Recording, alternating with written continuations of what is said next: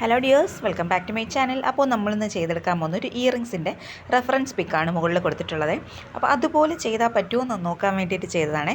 ആദ്യം ഒരു കുന്തൻ സ്റ്റോൺ ഒട്ടിച്ചിട്ടുണ്ട്. പിന്നെ റൈൻ സ്റ്റോണിൻ്റെ ചെയിനാണിത്, അത് ചുറ്റുമായിട്ടൊന്ന് ഒട്ടിച്ചു കൊടുക്കുന്നുണ്ട്.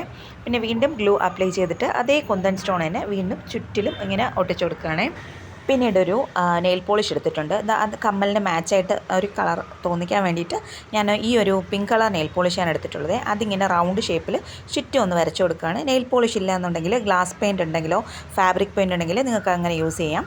പിന്നെ ഇത് ഫെവിക്രിലിൻ്റെ ഔട്ട്ലൈൻ 3D ഔട്ട്ലൈനറാണ്. അതിപ്പോൾ നമുക്ക് ഇതിന് ചുറ്റും ഒന്ന് വരച്ചു കൊടുക്കുകയാണേ.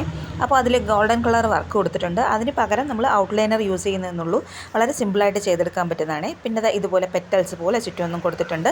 അപ്പോൾ നിങ്ങൾക്ക് ആ പിക്ക് നോക്കുകയാണെങ്കിൽ എന്താണ് ഞാൻ ഉദ്ദേശിച്ചതെന്ന് മനസ്സിലാവും. അപ്പോൾ എൻ്റെ ചാനൽ ഇതുവരെ സബ്സ്ക്രൈബ് ചെയ്യാതെ കാണുന്നവരുണ്ടെങ്കിൽ പ്ലീസ് ഒന്ന് സബ്സ്ക്രൈബ് ചെയ്ത് സപ്പോർട്ട് ചെയ്യണേ. ഇതുവരെ സപ്പോർട്ട് ചെയ്ത എല്ലാവർക്കും ഒരുപാട് താങ്ക്സ് ഉണ്ട്. അപ്പോൾ ഇത് നന്നായിട്ട് ഡ്രൈ ആയതിന് ശേഷം മാത്രം ചുറ്റിനും ഇങ്ങനെ ഗ്ലൂ അപ്ലൈ ചെയ്യുന്നുണ്ട്. എന്നിട്ട് ഹാഫ് കട്ട് ബീഡാണിത്, വൈറ്റ് കളറ്. അപ്പോൾ ആ കമ്മലിന് ചുറ്റും ഇതുപോലെ വെച്ചിട്ടുണ്ട്.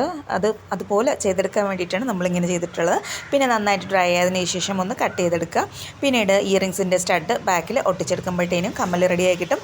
അപ്പോൾ ഇഷ്ടപ്പെട്ടാലും ഇല്ലെങ്കിലും നിങ്ങളുടെ കമൻറ്റ്സ് അറിയിക്കുക. അപ്പോൾ ഇത്രയേ ഉള്ളൂ. ഇതാണ് final result. Thank you for watching.